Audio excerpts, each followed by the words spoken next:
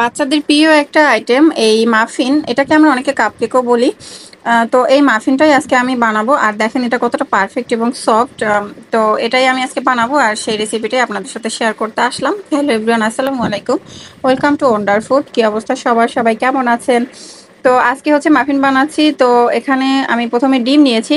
ডিম আর চিনিটা বিট করে নিব। তো বিট করে মেরাং একটা পারফেক্ট একটা মেরাং বানাবো। আর এটা স্পঞ্জ কেকের মতো এভাবে একদম স্টিফ যে মেরাংটা আমরা বানাই সেরকম করতে হবে না।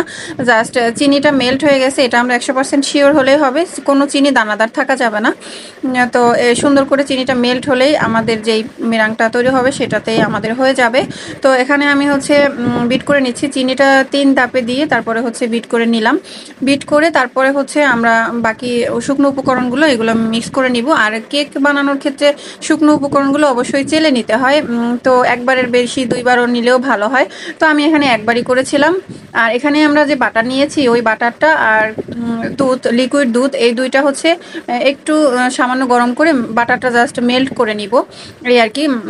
তো এখানে হচ্ছে আমি ময়দা আর বেকিং পাউডার মিশিয়ে তারপরে হচ্ছে চেলে এটার সাথে মিশিয়ে নিতেছি। আর যে সম্পূর্ণ রেসিপিটা সেটা হচ্ছে আমি ভিডিও শেষে লিখে দিব, একটু দেখে নেবেন সবাই। তো আমি হচ্ছে 2-3 বারে করে আমি শুকনো উপকরণগুলো মিশাই নিলাম।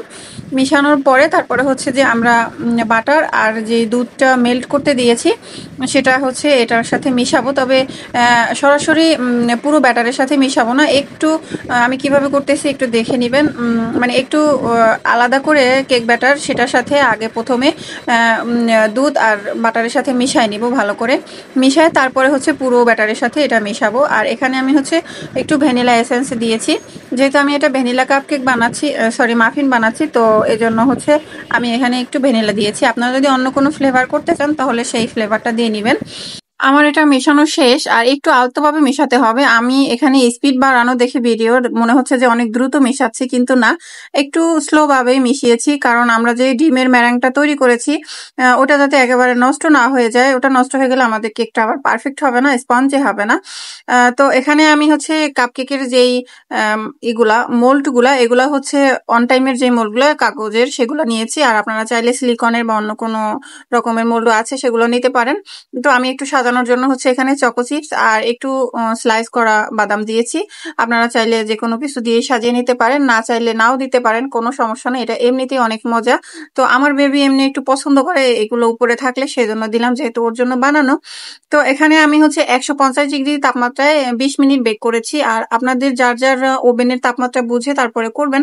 তবে এটা 15 থেকে 20 মিনিটের বেশি লাগে না, আর 145 থেকে 50 ডিগ্রির মধ্যে হয়ে যায়। তো আমার এগুলো আবার একটু বেশিও বেক হয়ে গিয়েছিল, কারণ আমার বেবি আবার এখানে একটু কারসাজি করছে। সে হচ্ছে টেম্পারেচার বাড়াই দিয়ে দিছিল, আমি দেখি নাই, খেয়াল করি নাই, সে টেম্পারেচার বাড়িয়ে রাখছে এই জন্য। তো এটা সমস্যা হয় নাই, আমি জাস্ট বেশি সমস্যা হওয়ার আগে এসে পড়ছি, তখন দেখলাম যে এই ঘটনা ঘটছে। পরে আমি তাড়াতাড়ি বের করে ফেলছি আর কি। তো যাই হোক, এইসব কারসাজি করে সে মাঝে মাঝে। তো এই হচ্ছে আমাদের মাফিন গুলার ফাইনাল লুক। কেমন হলো সবাই জানাবেন। আর এই যে ভেঙে দেখালাম, শুরুতেই তো দেখাচ্ছি যে কতটা সফট দেখাচ্ছিল। এটা আসলে অনেক সফট, আর বাচ্চারা এটা অনেক পছন্দ করে। তো আমি আমার বেবির জন্য এটা বানাই। আর এটা বাটার বেস, তো এটা অনেকই আমি। তো আজকে ভিডিও কেমন লাগলো, সবার কাছে ভালো লাগলে অবশ্যই একটা কমেন্ট করবেন, একটা শেয়ার করবেন, শেয়ার করে আপনার ফ্যামিলি মানুষদেরও দেখার সুযোগ করে দিবেন। তো আজকে ভিডিওটা এই পর্যন্ত, আবার কথা হবে নেক্সট কোনো ভিডিওতে। সেই পর্যন্ত সবাই ভালো থাকবেন। আল্লাহ হাফেজ।